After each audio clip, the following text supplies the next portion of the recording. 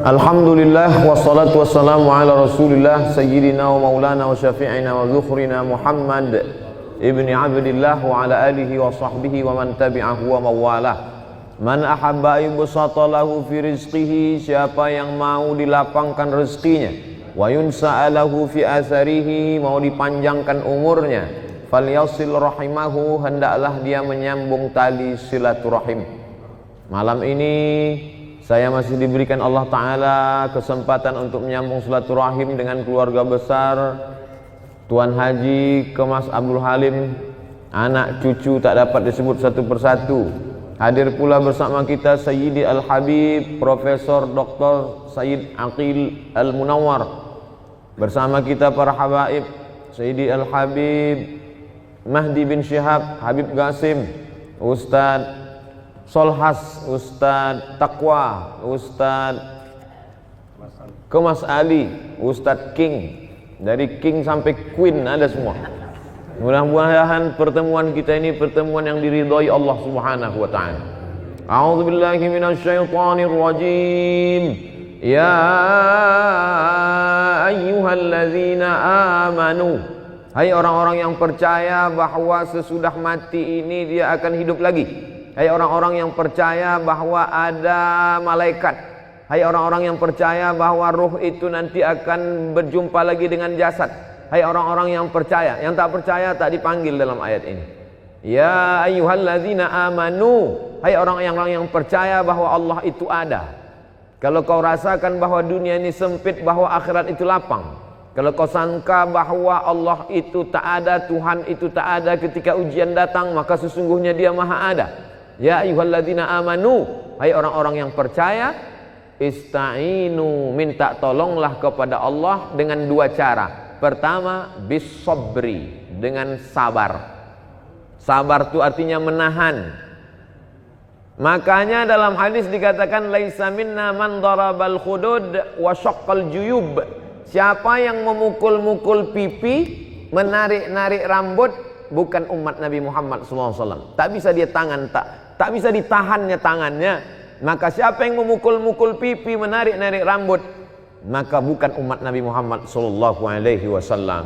Maka niyahah haram hukumnya. Meratap, lidah bisa ditahan, tangan bisa ditahan, tapi ada yang tak bisa ditahan, tetesan air mata. Maka ketika Ibrahim, anak Nabi dari Maria Al-Qibtiyah, meninggal dunia, menetes air mata Nabi. Sahabat bertanya, "Ama tarda ya Rasulullah? Apakah engkau tidak ridha dengan kematian ini ya Rasulullah?" Kata Rasul, "Aku ridha." Kalau memang ridha, kenapa menangis? Tetesan kasih sayang. Jadi menangis tak apa-apa. Menangis bukan tanda murka kepada Allah. Saya pun sampai hari ini kalau nampak saya anak kecil, semalam ketika kita dari Masjid An-Nur mau masuk ke dalam mobil, datang ibu-ibu jauh membawa anak kecil. Tak bisa dia mendekat, saya panggil, bawa kemari. Yang teringat saya, begitulah dulu waktu saya kecil dibawa oleh almarhumah emak saya, mendekatkan kepada alim-alim ulama. Asal nampak ustaz, asal nampak tuan syekh, asal nampak habib, minta sapukan kepala, minta hembuskan. Jadi hari ini kalau nampak saya anak kecil, yang nampak saya itu bukan dia, tapi yang nampak saya adalah waktu saya kecil dulu. Air mata tak bisa ditahan, tapi tangan bisa ditahan, lidah sumpah serapah caci maki bisa ditahan, pikiran yang mulai berkata kalaulah dulu, kalaulah dulu, kalaulah dulu, kalaulah dulu, maka kalau datang sekali lau, tutup langsung dengan ingat kepada Allah, karena kalau itu adalah salah satu pintu setan masuk. Kalau kita pun konsultasi sama psikiater, psikolog, mereka akan berkata jangan banyak berkalau-kalau, katakanlah qadarullah. Ini sudah takdir Allah Subhanahu wa taala. Innallaha katabal maqadir. Allah sudah menetapkan takdir 50 alfasanah, 50.000 tahun qabla an yakhluqas samawati wal ard. Sebelum Allah menciptakan langit dan bumi, Allah sudah memerintahkan qalam. Allah bersumpah demi qalam, nun wal qalami wa ma yasturun. Allah suruh qalam menulis, hai qalam, tulis takdir sejak alam terkembang sampai hari kiamat. Rufi'atil aqlam, pena sudah diangkat, wa jaffatis suhuf, lembaran sudah kering. Tak ada yang bisa menolak takdir Allah Subhanahu wa taala. Allahumma inni la as'aluka raddal qada, walakin as'aluka lutfa fih. Aku tak minta supaya kau tolak takdirku itu ya Allah. Aku cuma ingin kau berikan kelembutan pada takdir itu. Makanya ada satu amal yang lebih hebat daripada mati syahid, lebih hebat daripada jihad, lebih hebat daripada haji mabrur, lebih hebat daripada puasa sunat, lebih hebat daripada membangun masjid. Apa amal itu? Ridha menerima takdir Allah Subhanahu wa taala. Makanya kata Imam Al-Qushairi dalam risalah Al-Qushairiyah, aku tahu kapan Allah ridha kepadaku. Nah, itu bukti ridha Allah. Aku tahu kapan Allah ridha kepadaku. Dari mana engkau tahu Allah ridha kepadamu? Ketika aku ridha menerima takdir Allah, disitulah aku berarti diridhai Allah Subhanahu wa taala. Setelah penghuni surga itu masuk ke dalam surga, salamun qaulam min rabbir rahim. Apa kata Allah? Salamun alaikum. Masuk kamu ke dalam surga, tibtum, kamu sudah berbuat baik, fadkhuluha, masuk kamu ke dalamnya, khalidin, kekal selamanya. Setelah mereka mendapatkan kenikmatan surga, jannatin tajri min tahtihal anhar, ada satu yang belum mereka dapatkan. Allah bertanya kepada penghuni surga, madza turidun, kalian mau apa lagi penghuni surga? Penghuni surga menjawab, ada satu yang kami belum dapat ya Allah. Apa itu? Ridhaka. Orang yang mendapat surga belum tentu dapat ridha Allah, tapi orang yang dapat ridha Allah pasti dapat surga. Makanya di malam-malam Ramadan selalu kita minta, Allahumma inna nas'aluka ridhaka wal jannah wa na'udzubika min sakhatika wan nar. Tapi bercerita tentang ridha ini berceramah aja senang. Judul pengajian malam ini ridha menerima takdir Allah, menggerakkan anak lidah yang senang. Tapi ketika sampai ke kita, beratnya minta ampun. Saya jujur sampai hari ini, meninggal almarhumah mak saya bulan Rajab Maret 2019, sampai hari ini. Dulu saya sangka dengan bergantinya hari, berubahnya musim, zaman bertukar, rasa sakit itu akan hilang. Setelah saya renung-renung, sakitnya itu hanya akan hilang kalau kematian itu datang kepada saya, barulah dia hilang. Jadi apalah yang bisa kita lakukan? Tak ada lain kecuali berserah kepada Allah Subhanahu wa taala. Wasta'inu ya ayyuhalladzina amanu ista'inu bis-sabri. Yang pertama sabar. Yang kedua wassalah, salat. Berbanyak salat. Salat sunat tarawih sudah, salat witir sudah. Nanti bangun malam salat sunat wudu, habis itu salat sunat taubat. Habis itu sholat sunat tahajud, habis itu sholat sunat hajat, habis itu sholat sunat mutlak. Asal datang luka di hati, datang rindu, datang perih, datang sedih, maka ambil air wudhu. Suatu ketika Sayyidina Abdullah bin Abbas sedang dalam perjalanan, tiba-tiba di belakang dia tengok ada orang penunggang kuda kencang mengejar. Lalu kemudian penunggang kuda itu berhenti tepat di depan dia dan berkata, wahai Abdullah bin Abbas, saudara kandungmu meninggal. Maka Abdullah bin Abbas saat itu turun dan langsung sholat sunat. Orang sehebat Sayyidina Abdullah bin Abbas yang didoakan Nabi, Allahumma faqihu fid din wa 'allimhu ta'wil. Yang saudara Nabi, ayahnya dengan Nabi, berkeluarga langsung bernalir darah mereka satu darah dengan Rasulullah SAW. Tetap juga dia minta tolong dengan sholat sunat. Dengan sholat sunat itu kita sedang berserah diri kepada Allah. Inna sholati wa nusuki wa mahyaya wa mamati lillah. Ya ayyuhalladzina amanu ista'inu bis-sabri was-salah. Innallaha ma'as sabirin. Kalau kita sabar, ridha, Allah menurunkan kekuatan. Kekuatan ini bukan dari kita. La haula wala quwata illa billah. Banyak orang melarikan kegundahan hidupnya ke narkoba, ke minuman keras, ke perbuatan yang tak diridhoi Allah. Tidak ada jalan lain kecuali berserah diri kepada Allah, balikkan semuanya kepada Allah. At-tahiyatul mubarakatus salawatut thayyibatu lillah. Bukan punya kita. Kita pun nenek moyang kita mengajarkan langkah rezeki pertemuan maut bukan punya kita.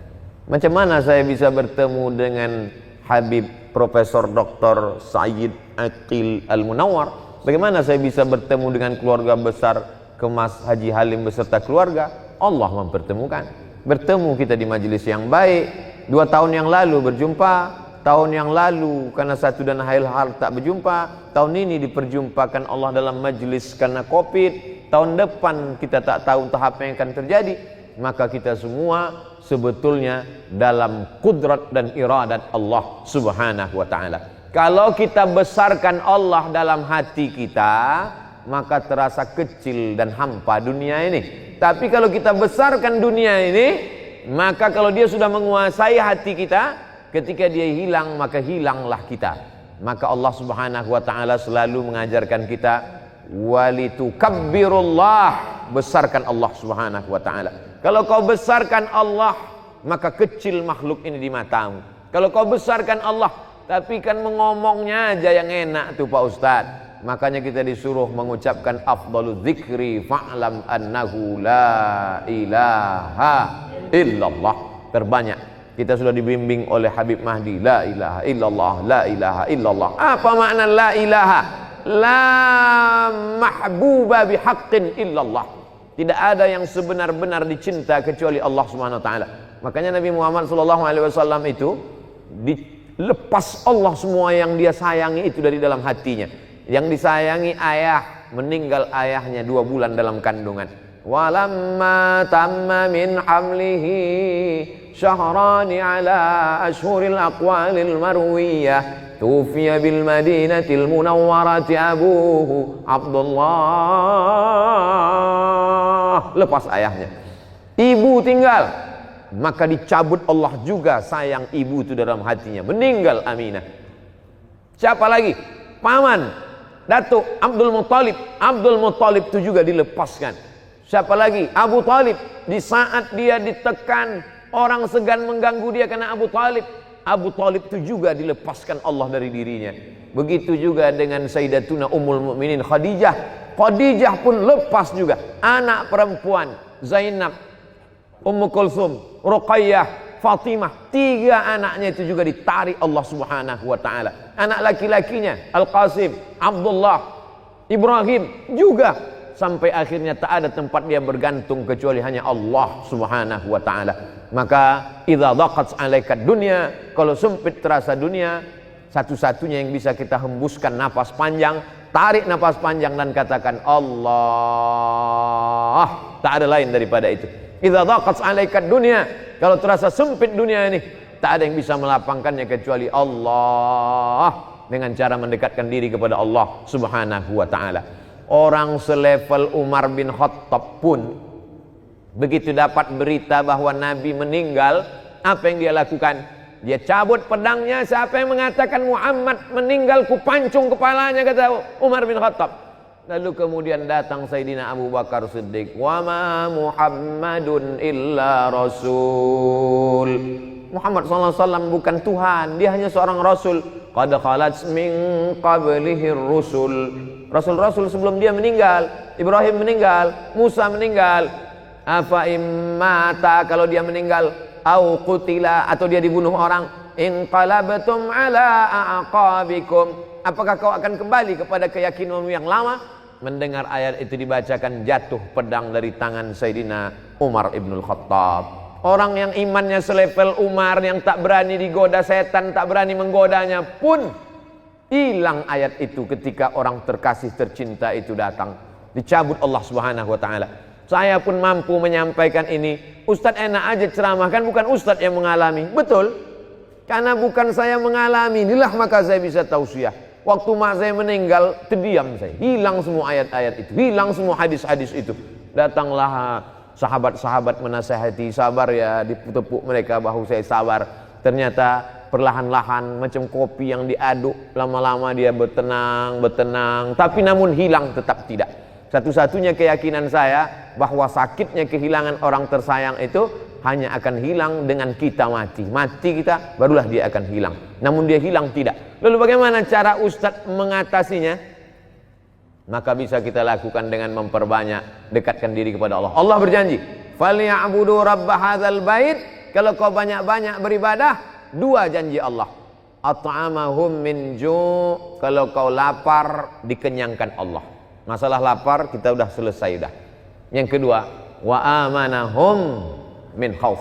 Kalau kau takut, kalau kau cemas, kalau kau galau, maka insya Allah dihilangkannya ketakutanmu. Allah minta 1, dikasihnya 2. Allah memang selalu begitu. Allah cuma minta 1 saja. Falyabudu rabb hadzal bait. Kau hambakan dirimu hanya kepada Allah, kau beribadah hanya kepada Allah, maka kalau kau lakukan itu dikasih Allah 2. Zahir, batin. Apa zahirnya? At'amahum min ju'. Apa batinnya? Wa amanahum min khauf. Penyakit yang diderita orang modern adalah takut sama sedih. Makanya orang yang masuk surga itu digambarkan Allah sifatnya, ala inna awliya Allah la khaufun alaihim walahum yahzanun. Tak ada rasa takut dalam hatinya, tak ada rasa sedih. Apa beda takut dengan sedih? Takut menghadapi masa depan. Apa beda takut dengan sedih? Sedih terhadap masa lalu, sedih terhadap kenangan yang begitu panjang, sedih terhadap kasih sayang yang begitu dilupakan. Takut bagaimana melangkah ke masa depan. Takut dan sedih itu dicabut Allah dari hati orang-orang yang berserah diri kepada Dia. Itulah gunanya kita berserah. Kita tempelkan kening ke lantai, yang tinggi dan mulia hanya Dia. Kita katakan subhana rabbiyal a'la wa bihamdi. Aku tak ada apa-apanya. Kita duduk bersimpuh dan berkata 8 laporan kita kepada Dia. Rabbighfirli warhamni wajburni warfa'ni warzuqni wahdini wa'afini wa'fu anni. Di saat kita berserah kepada Dia, disitulah Dia akan mengembalikan kita. Sesungguhnya ujian itu Dia kasih supaya sujud kita lebih lama. Sesungguhnya ujian itu Dia kirimkan ke kita supaya doa kita lebih khusyuk. Sesungguhnya kesusahan itu Dia datangkan kepada kita. Ada seorang hamba sempat khilaf dan lupa kepada Allah, tapi Allah sayang kepada dia. Dikirimkannya 1, 2, 3 ujian sehingga balik hamba itu mendekat kepada Allah. Andai tidak lupa, tidak lalai kepada Allah, sesungguhnya di balik ujian itu Allah ingin mengangkat derajat. Andai derajat sudah diangkatnya, sesungguhnya orang itu sudah diletakkannya di surga Jannatul Firdaus. Tapi begitu dilihat amalnya kurang, maka sesungguhnya ada amal yang bisa menambah berat itu, yaitu amal sabar. Innama yuwaffas sabiruna ajrahum bighairi hisab. Orang yang sabar itu balasannya bighairi hisab. Tak bisa dihitung dengan alat penghitung apapun. Unlimited, hanya Allah saja yang dapat menghitungnya. Kita lanjutkan ayatnya. Walanabluwannakum bisyai'im minal khauf. Takut. Wal ju', lapar. Wa naqsim minal amwal, kurang harta, rugi, hilang, bangkrut, terbakar, diambil orang. Wal anfus, sakit. Was samarat, kemarau, paceklik, tak ada makanan, tak ada buah-buahan. Wa basyiris sabirin, berikan kabar gembira kepada orang yang sabar. Siapa itu? Alladzina idza asabathum musibah, ketika datang musibah itu kepada dia, yang keluar dari mulutnya bukan sumpah serapah caci maki, yang keluar dari mulutnya adalah inna lillahi wa inna ilaihi raji'un.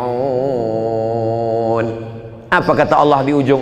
Ulaika alaihim salawatum min rabbihim wa rahmah wa ulaika humul muhtadun.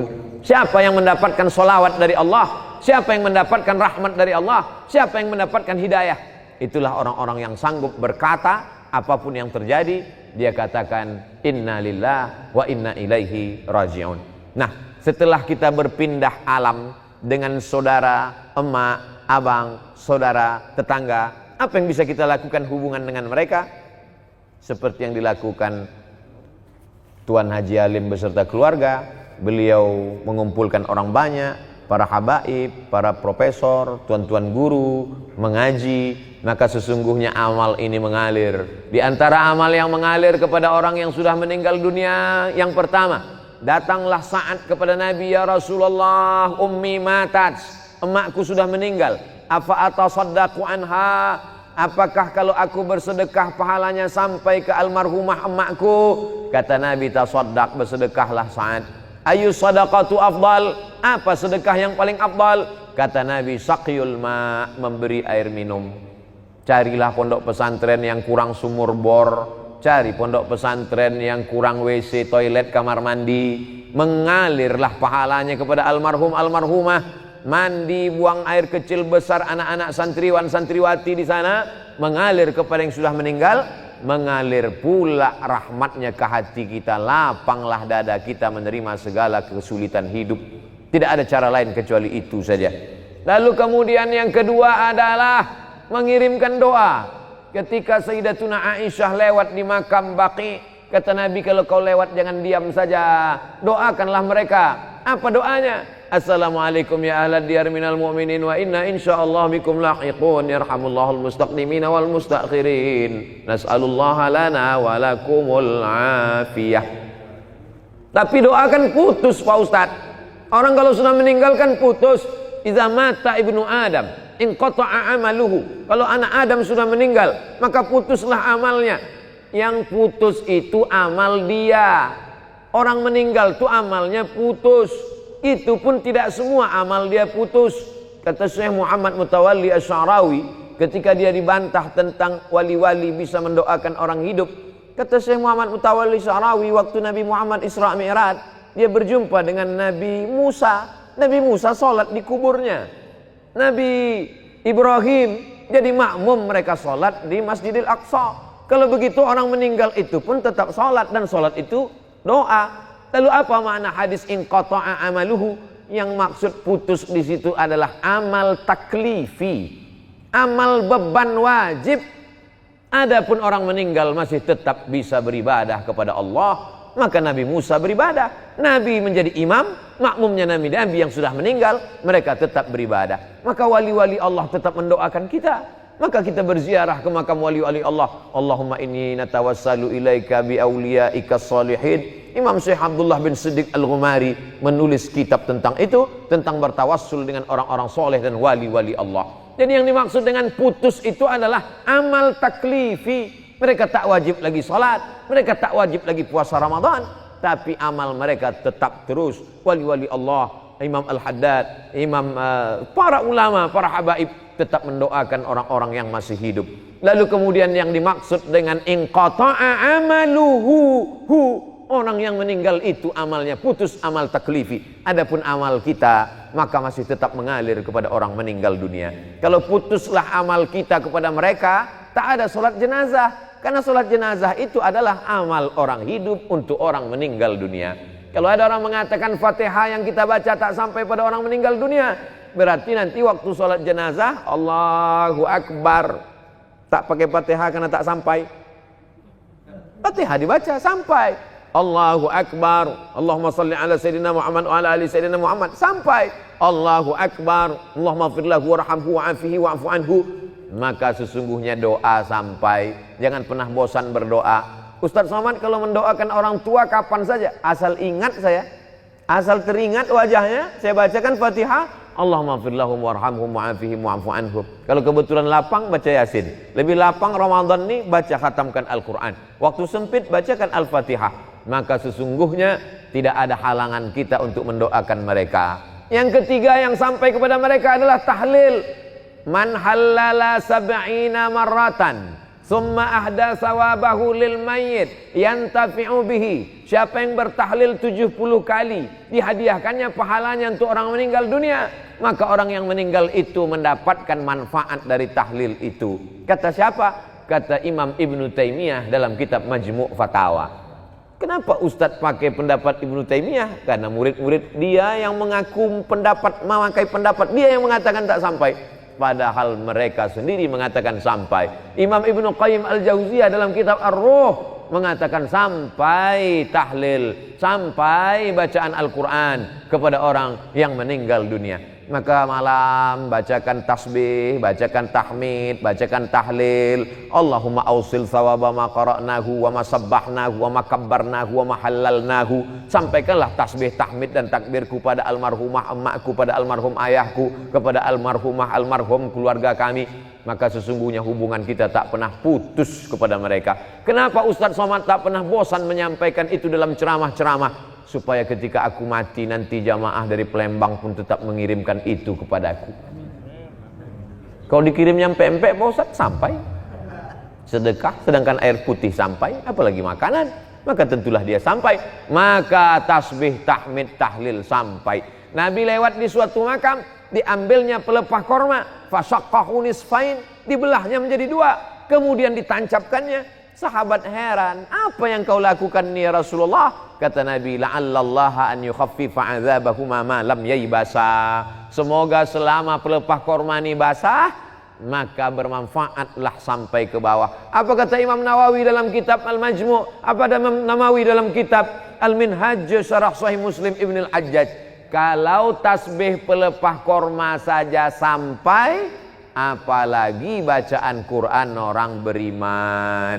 Jadi kalau ada orang mengatakan itu doa Abdul Somad dengan bacaan Fatihah dia itu tak sampai, berarti dia seolah-olah sama dengan mengatakan saya ini lebih buruk daripada pelepah korma lagi. Tak sampai pula bacaan kita. Maka ini semuanya dalil-dalil. Sudah kita sebutkan ayatnya, dalilnya, ungkapan ulama, tak juga dia percaya. Kalau ada orang yang mengajak saya berdebat, sudah saya sebutkan, saya tak dapat membuktikan sampai atau tak sampai. Hanya bercerita argumen saja. Kalau dia tetap menantang juga, tak ada cara lain kecuali meminta nama lengkapnya. Nanti kalau dia meninggal kita kirim. Kalau tak sampai cepat-cepat kasih kabar.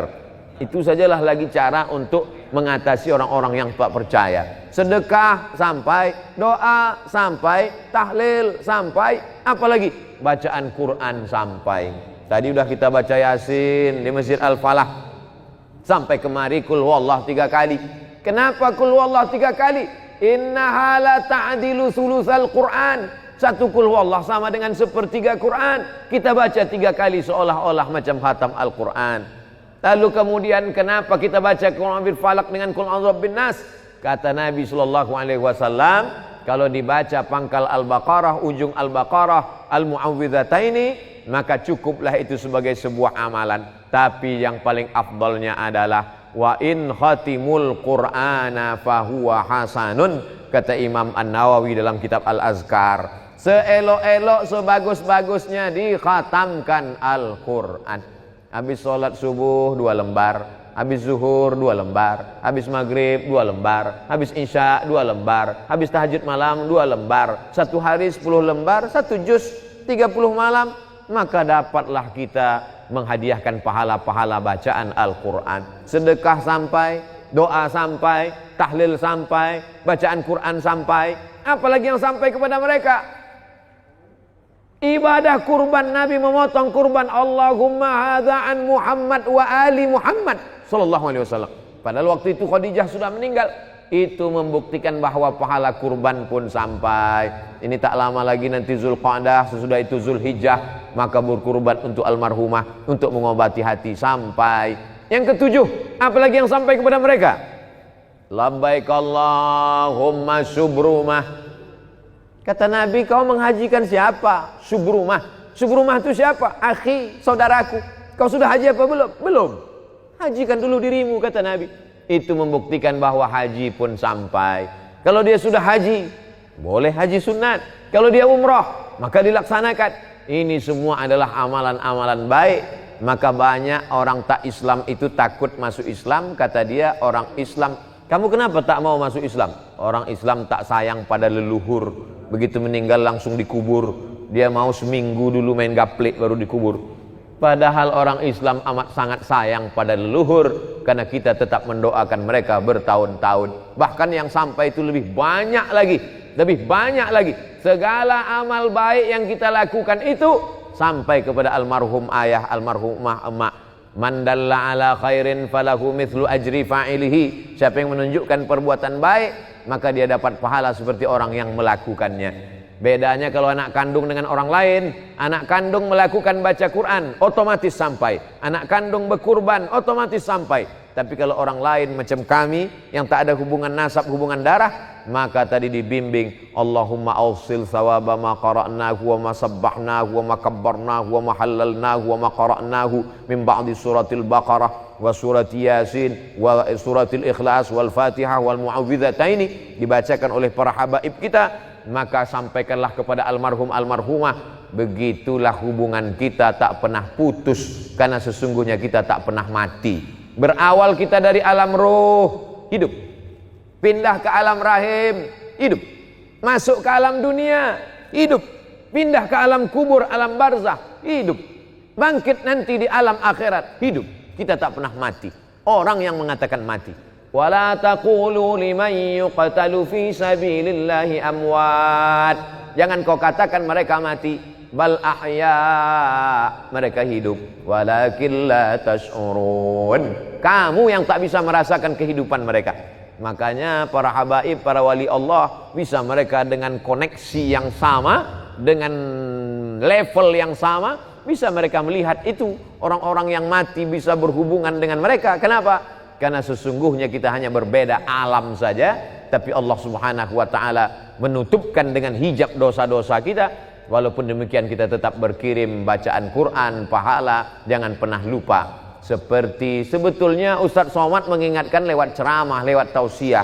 Beda dengan Tuan Haji Kemas Abdul Halim, beliau menyampaikannya lewat action, lewat perbuatan. Tiap tahun beliau adakan haul, beliau sedang mengajarkan kepada masyarakat Palembang, Sumatera Selatan, Indonesia, karena video ini ditonton di mana orang berada. Tausiah saya 2 tahun yang lalu masih ada di YouTube, bahwa beginilah cara berbakti kepada orang tua yang sudah meninggal dunia. Hari ini banyak kita melihat orang menyepelekan, masih hidup pun orang tuanya diletakkannya di panti jompo.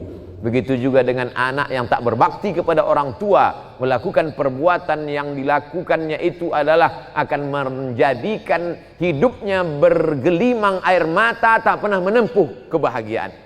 Ada satu dosa yang dibalas Allah di dunia dan di akhirat tetap dapat.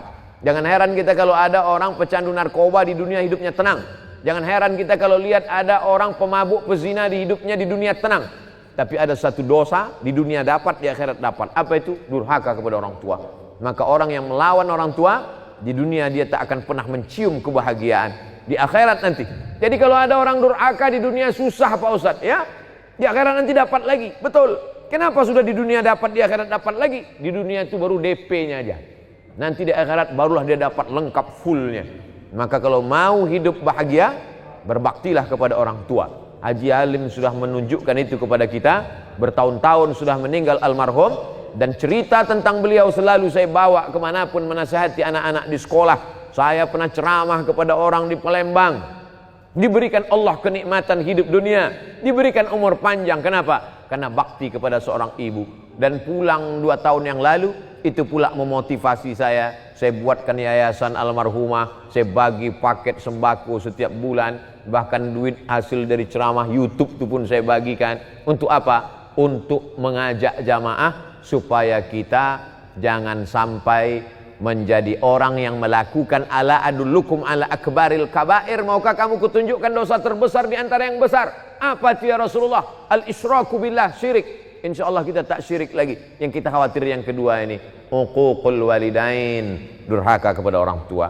Orang yang banyak ibadahnya, banyak solatnya, banyak zikirnya, maka na'udzubillah la yadkhulul jannah, tak masuk surga. Qati'ur rahim, orang yang memutus tali silaturahim. Hidup ini singkat, macam berjalan panjang, karena panas terik benaung di bawah kayu yang rindang, sementara matahari redup teduh. Setelah teduh perjalanan pun dilanjutkan. Perjalanan ini panjang. Waktu lelah, letih, panas, berhenti sejenak di bawah pohon yang rindang. Waktu berhenti di bawah pohon rindang itu jumpa dengan Habib Mahdi, jumpa dengan Ustadz Taqwa, jumpa dengan Sayyidi Profesor Dr. Sayyid Aqil Al-Munawwar, jumpa dengan Haji Halim. Ini sedang di bawah pohon rindang sejenak, sementara matahari redup. Nanti matahari redup, perjalanan pun akan berlanjut. Tak siapa yang lebih dulu di antara kita, tapi andai kematian itu lebih dulu ke saya, maka saya tak pernah bersedih. Kenapa? Karena semua orang Palembang pasti akan mengirimkan Fatihah, tahlil dan doa untuk saya. Saya yakin itu. Saya WA dengan Ustadz Taqwa, saya bilang kalau saya meninggal di Pekanbaru, antum jangan datang, saya bilang. Dia tanya, kenapa? Karena tanganku tak bisa menghapus air matamu. Kita ini tidak tahu. Kalaulah kematian itu datangnya setelah sakit, betapa banyak orang sehat mati mendadak. Lalu yang paling baik itu apa? Bersiap-siap. Saya kalau tidur malam, saat mengatakan Bismika Allahumma ahya wa amut, saya sudah siap bahwa nanti kalau buka mata, pertanyaannya marrab buka. Tiba-tiba saya buka besok, Oh, belum lagi, masih ada jadwal ceramah. Sehingga kalau kita tarawih malam ini seolah-olah ini tarawih terakhir. Sehingga seolah-olah kalau kita berjumpa kita akan tetap semangat. Kenapa? Karena ini pertemuan terakhir. Sehingga kalau kita bersilaturahim dengan kawan-kawan kita akan semangat. Kenapa? Kita anggap itu pertemuan terakhir. Bahwa besok pagi masih hidup berarti bonus. Begitulah setiap hari. Itu akan membangkitkan semangat kita untuk tetap beramal. Sallu salatal muwaddi'. Salatlah engkau seakan-akan salat terakhir. Puasalah seakan-akan puasa terakhir. Bersilaturahimlah seakan-akan silaturahim terakhir. Itu membangkitkan kita terus bersemangat. Mengingat mati bukan kita kehilangan etos kerja. Mengingat mati bukan berarti berputus asa. Dengan mengingat mati justru kita makin semangat untuk beramal soleh. Itulah yang dapat saya sampaikan pada kesempatan yang baik dan mulia ini. Lebih kurang 40 menit kebersamaan kita bernilai amal soleh. Aqulu qawli hadza astaghfirullah li wa lakum. A'tadir ala kulli taqsir. Tak layak saya bicara di depan guru-guru kita, habaib kita semua. Allah memaafkan silap salah saya. Wassalamualaikum warahmatullahi wabarakatuh.